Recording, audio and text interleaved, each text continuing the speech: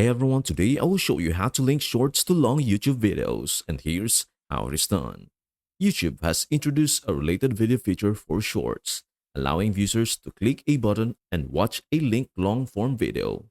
Links in descriptions and comments no longer work, so this is the new way to drive traffic. Add a related video to your short. Open YouTube Studio on a desktop. Go to Content and select a short, Publish, Private, or Unlisted. Click Details, then find Related Video on the right. Choose a long-form video to link. Click Save. The link will now appear in your short. Enable this feature. In YouTube Studio, go to Settings, Channel, Feature Eligibility. Enable advanced features by verifying your phone number and meeting YouTube's requirements.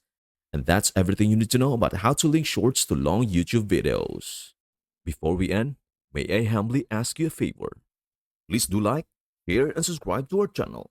This means the world to us. Thank you so much for watching. We hope to see you in our next video.